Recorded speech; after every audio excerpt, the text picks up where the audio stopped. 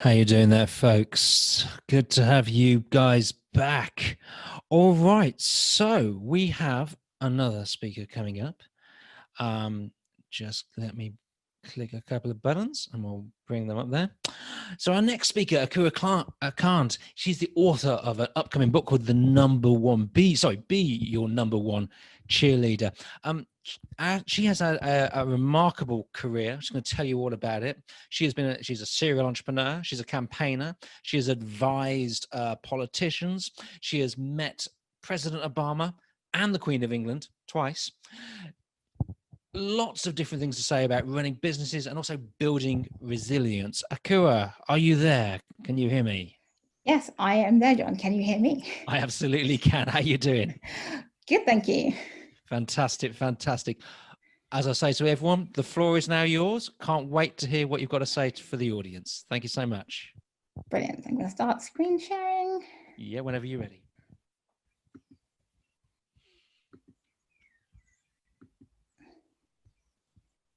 Oops.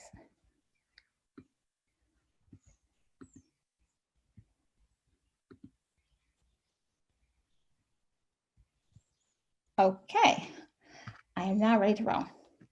Hello, everyone. My presentation is called Why We Need to Practice Career Resilience.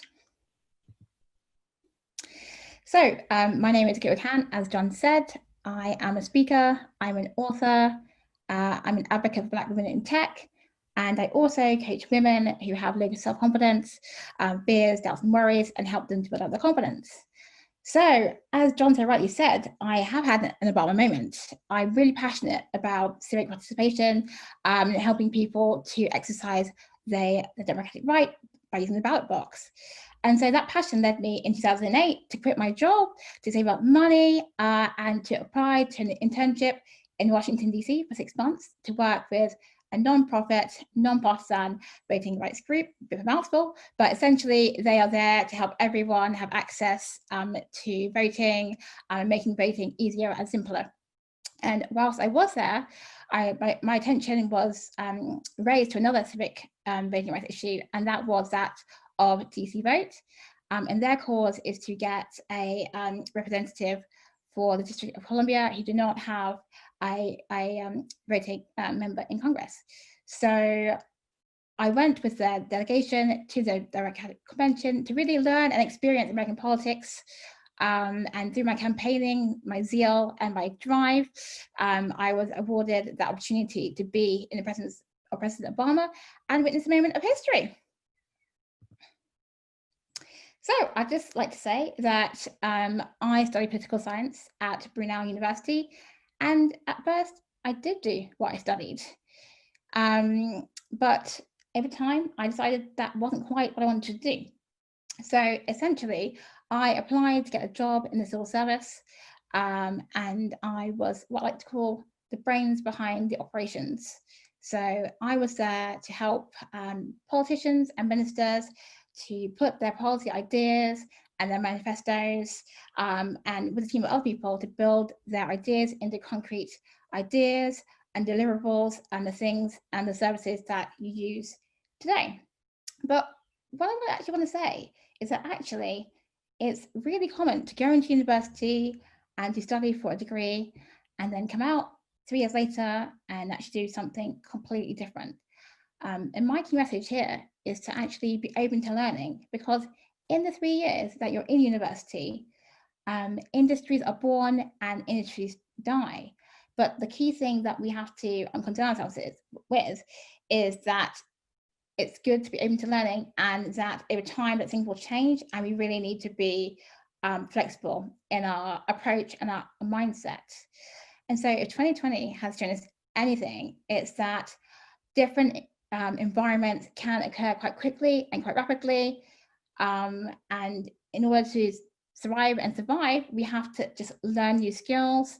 We have to get over that shock, but essentially we have to, be learning people.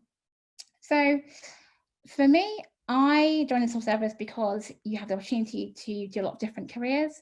So at first I was a personal assistant doing administration. Then I went on to policy making, and producing different programs and services, and then IT service management, and then to IT and digital transformation.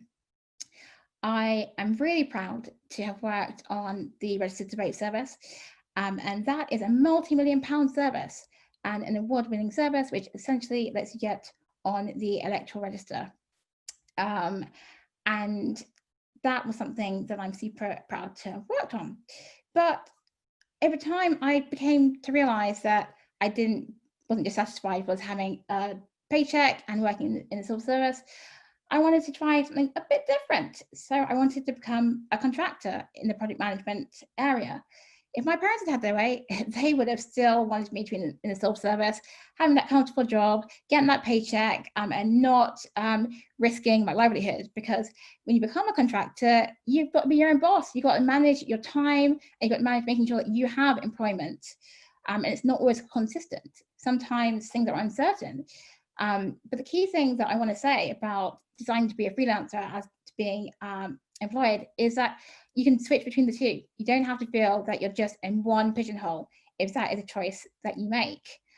Because often people think if they want to take the leap to become a contractor, that they can't do both. And my advice there is that look at the environment that we're in terms of the economic climate. Is your area thriving? And if it's not, then perhaps it might be sensible to take a permanent paid job. So I want to talk a little bit about mindset and kind of like just talk about what that is. Your mindset is basically your outlook on life, your thoughts, your beliefs, your values, and how you respond to, things when they happen. So I want to ask you a question. Are you an A person or a B person? So an A person is a person who's really comfortable with how things are. They don't really embrace challenge, and they don't really, learn from other people's success. A person B is someone who's open to learning. They listen to feedback and reflect and improve upon it. And also they are excited by someone else's success and they seek to learn from it. I can tell you, in the beginning, I was much more of an A person. I really did not like to listen to feedback. It was painful. And I really used to think that I knew a lot more than I really did. But in hindsight, I actually realized that if I'd been more humble and I'd listened to some advice, that I could have actually perhaps changed my situation and been able to improve upon the things that I wanted to improve upon. So as an entrepreneur, I like to keep myself current and then lots of new things. One of the people that I recently found is a guy called Noah Kagan, and he was number 30 at Facebook. He was fired, and he now runs his own business, but he also has a really great community for entrepreneurs and provides lots of free videos and tutorials on how to start your own business. One of the things that he invites you to do is the coffee challenge. So the coffee challenge is where you go to your favorite cafe, whether it's Starbucks or Costa or whatever that cafe might be, and to basically ask for a discount. So you might think that sounds like a really simple challenge on the face of it, but there's a lot of layers to this. So the first thing is, one, are you actually just able to be brave enough and ask for a discount when there's no reason for you to think that you should get one? Two, if you fail at getting a discount, do you try again? And three, if you do fail, do you ask again at the same place, or do you go to a different place entirely and try again? And the point about this challenge is that in business, you're going to get a lot of no's before you get any yeses. And actually, it's the same with your own career. You're going to have to go through a lot of learning and a lot of, perhaps what you might think is failure, but really it's actually just a stepping stone to understanding what has gone right and what has gone wrong. Recently, I came across a definition for the entrepreneurial mindset, and that's by a guy called Cheerleader, and he says, and he sums it up quite rightly when he says that an entrepreneurial mindset is a set of skills that enables people to identify opportunities and overcome and learn from setbacks. and succeed in a variety of settings. Now, what's really important about that is the overcoming of setbacks. And I'd just like to tell you like a quick story about where I've had a massive failure and where that's led me to be today. So I ran a company called DrinkSpot, and I loved that company because I started it with my husband. It was a really creative company and had a lot of services. So the goal of that company was to sell craft drinks, so independent drinks, to offices around London, to provide an event service, so to provide waiters and the whole 9 yards. And yes, a drinks serving robot for corporate events and parties as an icebreaker. One of the services we had was a chatbot, and that was like a on-demand service like delivery, where basically you'd be able to sit at your desk and get your drinks, within like an hour if you're within a certain radius. But the reason that this business failed was because there were just too many services and there was not enough focus. But that massive failure led me to really realize what I wanted to do. So it was heartbreaking. And I thought, wow, I'm not sure if I want to actually be an entrepreneur anymore, because I poured my heart and soul into this, and now it's a ruin. But here is the great thing about being an entrepreneur. It's that ability to bounce back and to think about what actually did go right in this business. What did I actually learn and what was successful and what can I take and build upon that in the next business that I do. And it made me realize that the thing that I'm really great at is coaching. So I decided to pick myself up and start my fourth business. And that business is called Be Number One Cheerleader.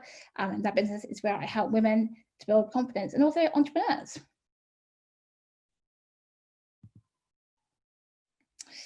So failure is something that you've got to get used to and really change your relationship with if you want to be an entrepreneur. It's not just about being devastated and depressed by the fact that something's gone wrong.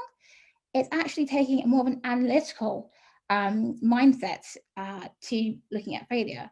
So you need to think about, 1, what did go right? 2, what can you learn from it? And 3, if something did go really right, how can I do more of that? And how can I find ways to build upon that and actually make that something that really works for me?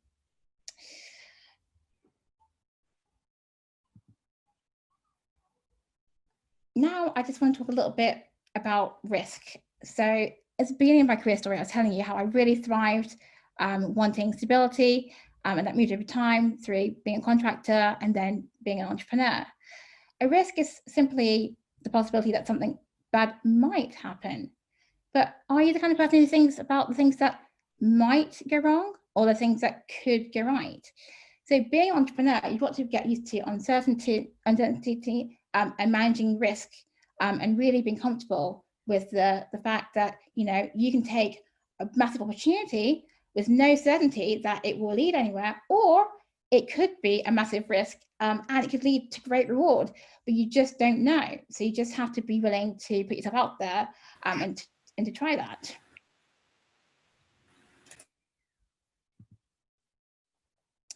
So I just want to really round up by saying my 3 challenges to you.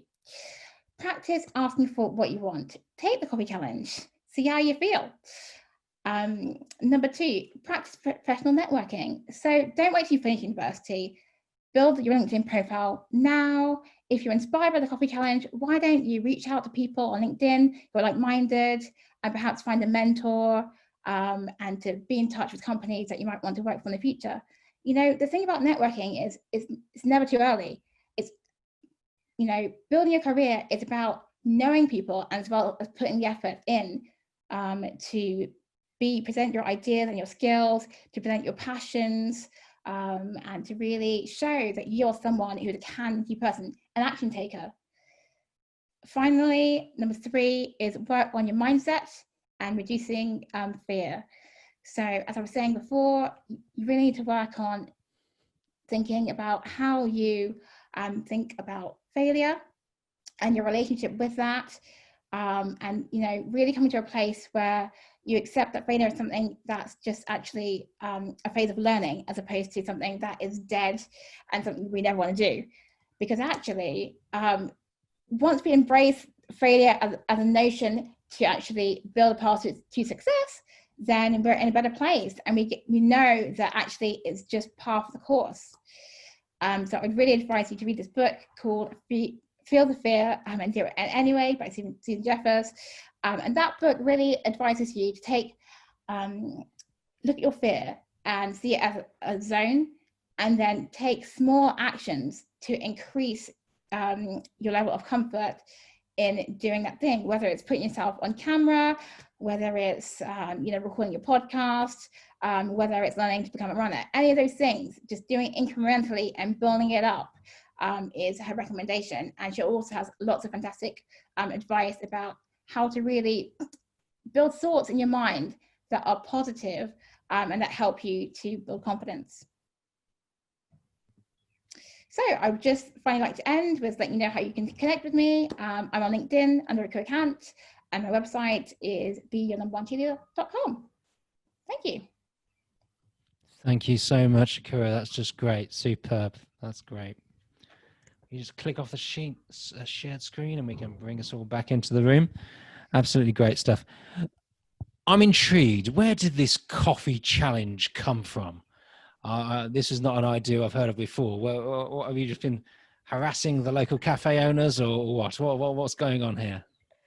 No, I mean, the coffee challenge really is to kind of see how confident that you are to ask for what you want, because at the end of the day, you have to be able to ask people to make a sale. You got to ask them to test your ideas, and if you can at least ask for a discount at the coffee shop, well, presumably you've been there more than once, and you'd think that as a loyal customer that they might be amenable to this, but they might not. But the point is, so are you prepared to put in the effort to see if you can convince them that you should get the discount? I see. And does this work at Starbucks or Costa Coffee? Will those guys bend a bit, or will they give you a better deal? It can do if you're persuasive. Yes. What have you got out of them? I'm interested. I like to haggle a good lunch. Yeah. I mean, obviously, like most coffee shops do have a reward system, and it's not saying that you can use that, but I think sometimes it's a question of saying, I don't actually have that card, but you've seen me here like 5 times, so surely you must know that I'm a loyal customer. So just help me to spread the word about why I should get other people to come to the shop. Why don't you just on this instance knock off 10%, or perhaps just throw in a biscuit? Sometimes they do. Good stuff. To pick up on some of the other points, I mean, obviously you've had a few pivots in your career, and it sounded like you've had a few points in your career when maybe you had a few tough meetings which didn't go too well. Just wondering what advice you can give to some of the people here today, because when you go out into the world of work, it's totally different, isn't it, from education? You're in a completely different environment, and it can be a bit jarring if maybe you're the sort of person that's done really well at school, you've sailed through it, and suddenly there's someone saying that's not good enough. I mean, obviously it sounded like it hit you a bit hard and other people hard. How do you sort of come back from that, and what's the best way to respond? So I think with that, the first thing is accept that you're going to feel bad. There's no pain without gain. That is the first thing. The second thing is, once we have that moment to be like, oh, that hurts, think about how we can actually learn from this, and how you want to improve. And one of the key things I actually suggest is thinking about how you can ask for help in a way that makes you look good. In fact, that's a good thing for us all to think about, because essentially, we all need to ask for help, and there's no shame in doing that. But what we do want to do is make sure we've done a few simple things so that when we ask that person for help, they don't think that we're wasting their time, or they don't think that we're not putting any effort ourselves into actually helping ourselves. So firstly, I would suggest, have you actually looked on your intranet or the website that you have that tells you about your company, and is there any information on there? Secondly, have you asked a friendly colleague, who may have been in the company a bit longer than you, have they come across this issue before? And if they have, maybe can they give you some advice? And then the third thing is, how you're actually trying to tackle it yourself in any shape, way or form. and you need to tell the person who you're asking for help that, one, you have obviously, looked for information which you have not found. Secondly, you've actually taken an action step yourself to actually try to do something to resolve it.